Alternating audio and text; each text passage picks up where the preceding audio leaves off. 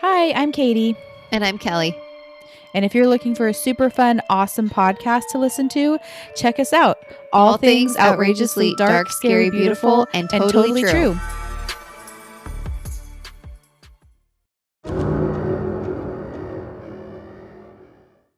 Welcome to the D.E.A.D podcast, where I discuss all things spooky and weird. I'm Desi, and today I'll be talking about the Ghosts of Whitby. Let's get started.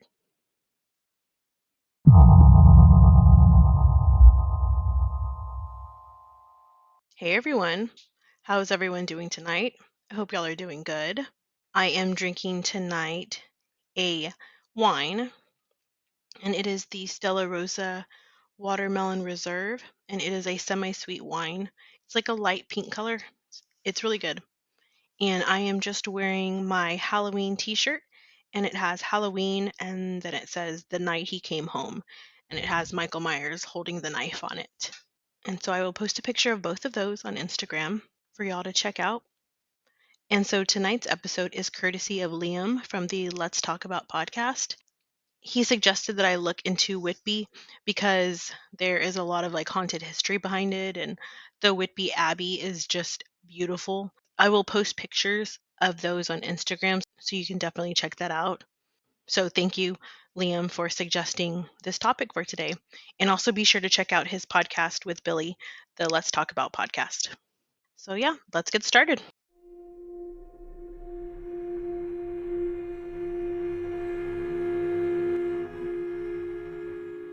The small town of Whitby is an old port on the North Yorkshire coast that is settled among towering cliffs and where the River Esk meets the sea. It was the setting for the famous Bram Stoker's Dracula, and its cobbled streets and quaint cottages have helped it become one of the most well-known Gothic towns in the world.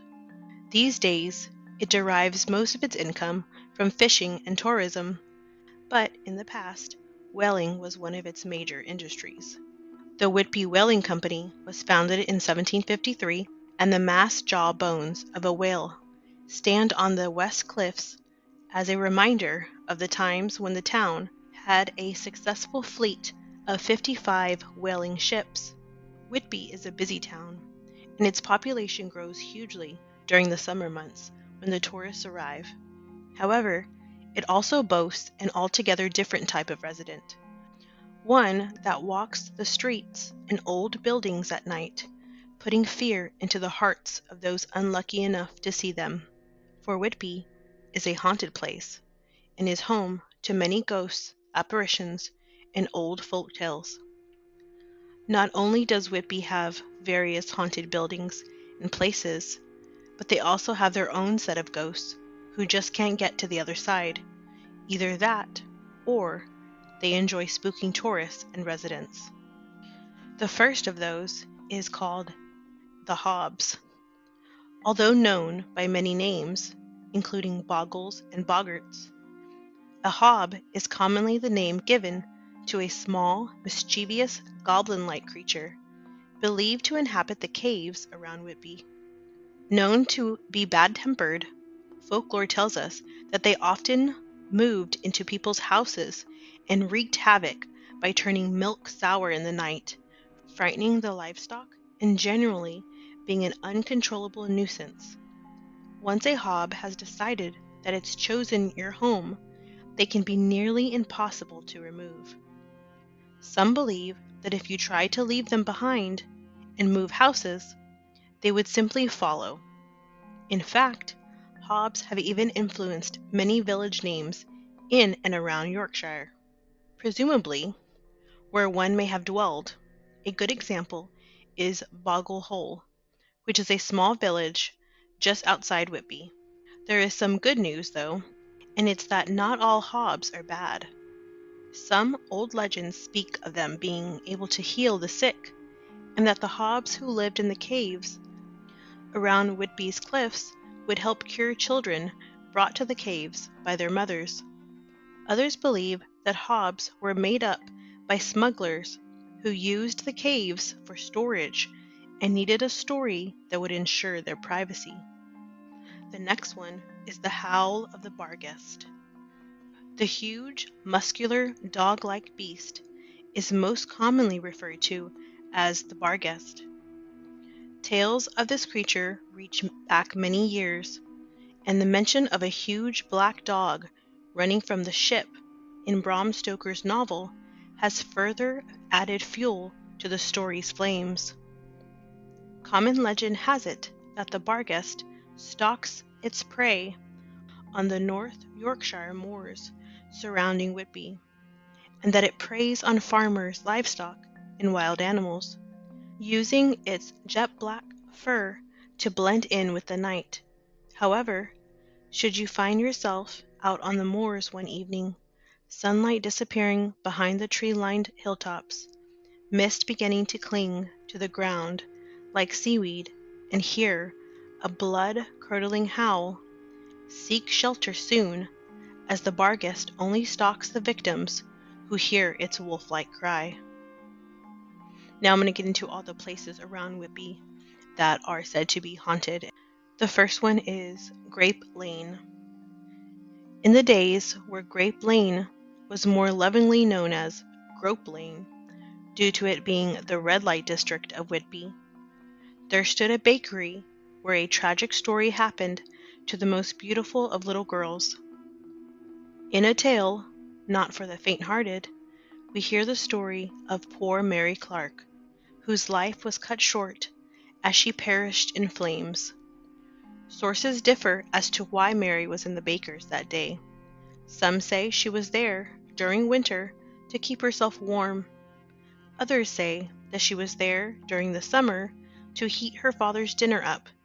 Either way, what happens next remains the same. The baker on duty at the time turned to see the body of Mary Clark engulfed in flames as she ran in panic. As she ran outside, the flames took over her body and began burning her flesh down to the bone. The poor girl had no chance by the time the baker had beaten the flames out of her. But still, she was breathing, and he carried her to the infirmary as her skin peeled off and fell to the floor, leaving the stench of burning flesh and hair behind them. Mary died only an hour later, but her spirit still hasn't found rest. She appears on Grape Lane some evenings. The first clue of her appearance will come from the smell of her flesh, and then you will see flames. That is when Mary will appear. She stares into the eyes of those who see her, leaving a lasting impression. The next one is Bagdale Hall. Bagdale Hall Hotel is actually housed in 3 historic buildings, one of which is the most atmospheric Tudor house that was built in 1516. Another of the buildings is named Number 4 Bagdale and is a charming Georgian townhouse, and the remaining building is a large, detached Georgian house that was built around 1770. It was inherited by naval officer Brown Bushell upon his father's death. Unfortunately, his good fortune did not last, and he was executed in 1651 for treason after switching his support from the Roundheads to the Royalists. He returned to the hall after his death and has been seen there many times since then, walking up and down staircases at the hall, evoking feelings of dread and doom from its guest whenever he appears. Guests have also heard the clatter of heavy footsteps of military boots up and down the staircases, even though no one was there to be responsible for the sounds, and waking people up at their bedsides. There have also been other strange phenomena associated with the hall over the years, including poltergeist activity, a strange shape gliding up and down the stairs, lights being switched on in an empty room, cleaners hearing voices whispering, and the sounds of a small child crying in an empty room. 2 other regularly seen ghosts are a well-dressed bowler hat-wearing man who fidgets and tuts anxiously as he waits in the corner, while at the bar, a young woman with blonde hair daydreams, her white dress draped around her as she gazes at the fireplace. Other reports suggest lights going on and off, screaming in anguish, and a black figure. Next one is the Western Lighthouse. The two lighthouses that stand at the end of their own piers in Whitby were built in 1833, and they are both said to be haunted. The Western Pier has been open to the public for some time now, and tourists have clambered the stairs in their thousands as they feel themselves walking through a piece of Whitby history. What some don't know, though, is that one of its old lighthouse keepers have never actually left. During a huge storm, the date is unknown, that was blowing through the Whitby, the lighthouse keeper at the time knew that the chance of a shipwreck during the storm would be big. He knew he could only do one thing to ensure the safety of the sailors that were heading for Whitby. He put on his coat and boots and set off towards the lighthouse on the West Pier. The lighthouse keeper's clothes were dripping wet by the time he entered the lighthouse. Still, he carried on. Dripping rain falling from his clothes and onto the stairs as he ascended them. He put on the light, looked out for a few moments, safe in the knowledge that his job was done, and maybe he had saved some lives. Unfortunately, he could not save his own. On the way down the stairs, the lighthouse keeper slipped on the stairs that had been covered in rain from his clothes. He picked up speed as he tumbled down, and eventually the door to the lighthouse stopped his fall. But it was too late. His neck was broken, and he was dead. Some brave souls who ventured up the West Pier on a stormy night have caught glimpses of the brave lighthouse keeper as he carries on his mission from beyond the grave. This entity does much more than simply try to scare visitors. He attempts to trip them so they can join him in death. In the 1950s, a young girl reported that she had even seen the body of a man laying at the bottom of the stairs of the lighthouse, in distress and asking for help. When she asked her mother to help him, her mother couldn't see anyone. Could this be the ghost of the old lighthouse keeper? The next one is called The Landlady of the White Horse and Griffin. The White Horse and Griffin was originally constructed in 1691. The history in the building has made for various ghosts that have been witnessed by guests and staff at the inn. One of the lost souls are that of a previous landlady called Mrs. Bowler. The dates of her death are unknown, but the famous original ghost walk of Whitby dates her to the late 19th century. When alive, Mrs. Bowler was a woman that was best to be avoided. If she took a disliking to you, you knew about it. She took her judgment on people very soon. With just one look, she would decide whether she liked someone or not. And, most of the time, she chose the latter. One night, while walking down the steps besides the inn, she slipped, fell, and cracked her head open on the steps above. No one was around, and she eventually bled to death after falling unconscious.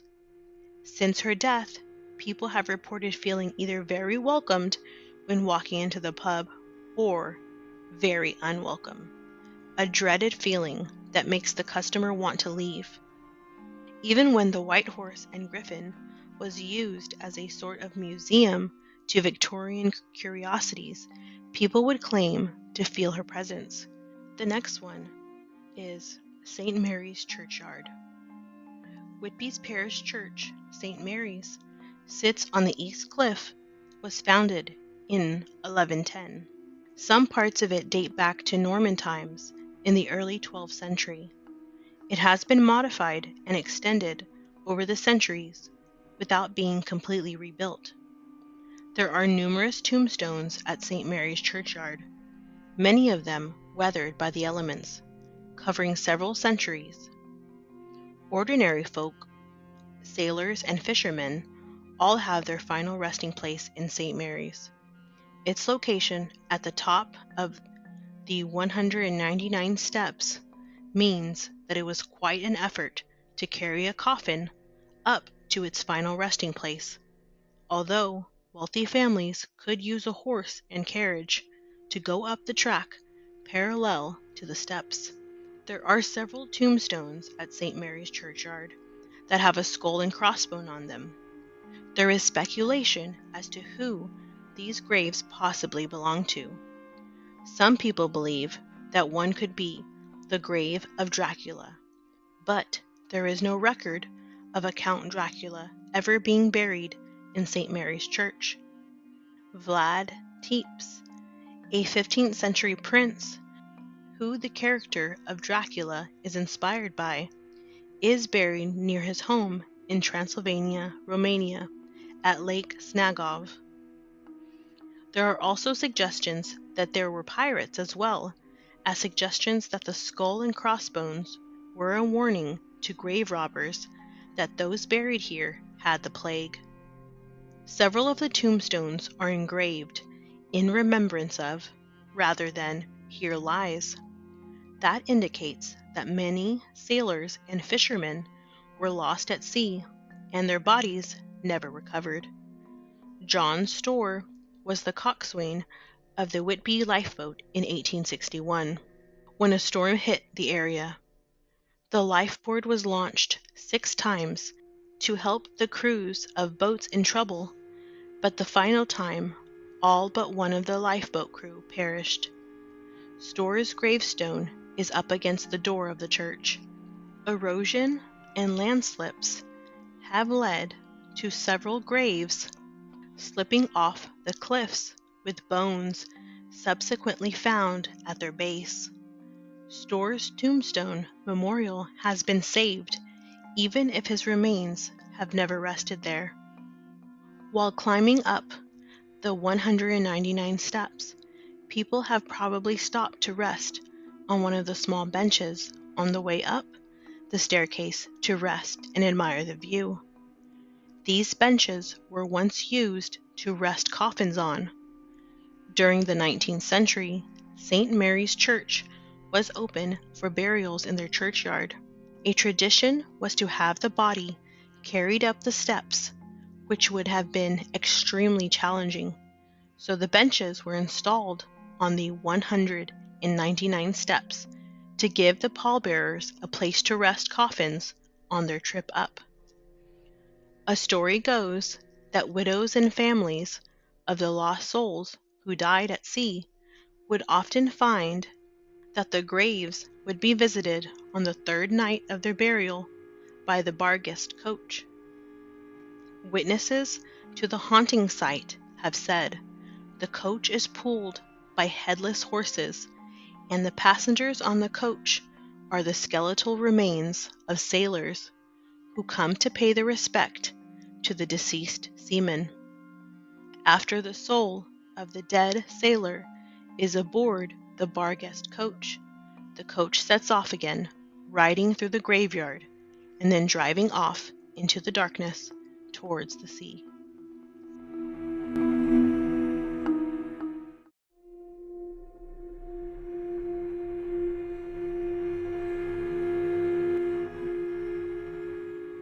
And the last one that we'll be talking about is the Whitby Abbey.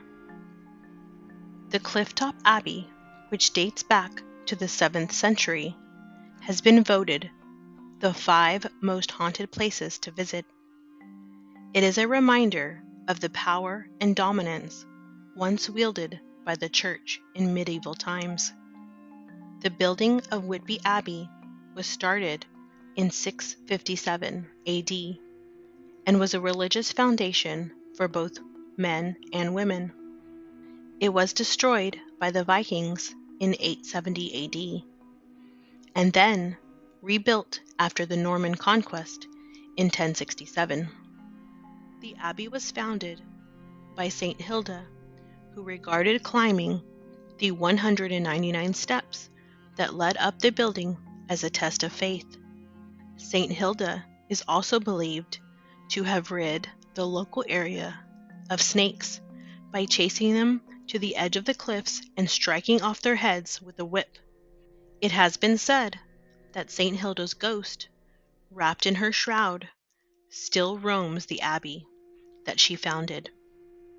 Her ghost has been seen frequently in one of the abbey's highest windows and comes out during the day to look over her abbey. The story of the apparition even made it into Bram Stoker's famous novel Dracula.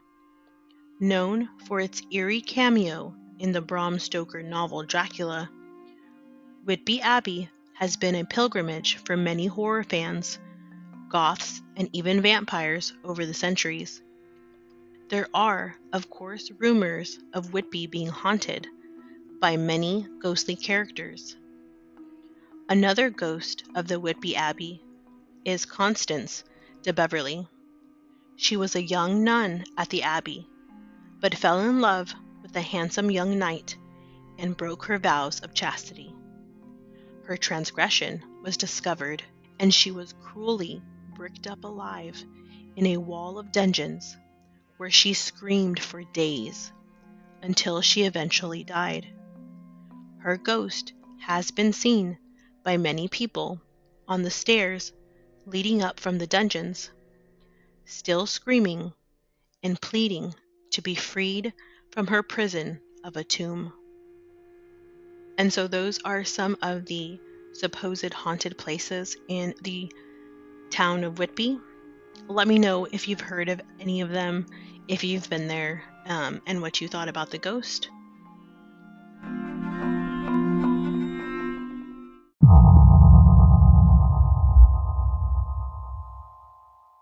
That brings me to the end of this episode. Thanks for listening to the D.E.A.D podcast. Please follow me on Instagram, Facebook, and TikTok at the D.E.A.D podcast. Also, feel free to send in your stories, episode suggestions, or feedback at the deadpodcast1@gmail.com, or send me a DM on Instagram. If you enjoyed this show, please rate and review the podcast on whatever platform you are listening on, and be sure to come back next week for my next episode.